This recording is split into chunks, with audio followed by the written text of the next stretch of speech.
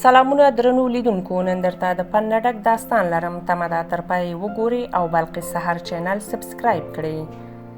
توماس اډیسون په ابتدایي ښوونځي کې و. یوه ورځ یې د ښوونځي ادارې د هغې په لاس مور ته لیک ورولېږه. مور د لیک په لوستلو یې سترګې له اوښکې ډکې شوې.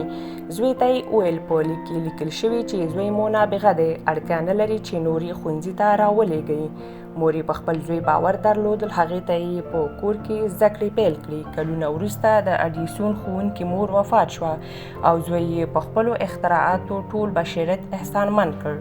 ورځې شپې تېرېږي. د مور له مرګ څخه کلونه وروسته اډیسون د هغې د المارۍ پاتې توکي لټول چې همغه لیک یې پیدا کړ. په اصل کې په لیک کې لیکل شوي وه: ستاسې زوی دماغي ستونزه لري. موږ نشو کولی چې نور هغه په خپل ښوونځي کې ومنو. اډیسون په ساعتونو وژړل. بیا یې د خپل یادښت په کتابچه کې دا جمله ولیکل: اډیسون یو تنبل دماغي هلک و. مننه د هغې له مور څخه چې له اډیسون څخه یې پیړۍ نابغه جوړ کړ. برېښنایي غږ د غږ ثبتول او عکاسي کول دا ټول د همدې نابغې اختراعات دي. موږ د هیڅ چا په وړتیا له وخت څخه مخکې قضاوت نشو کولی.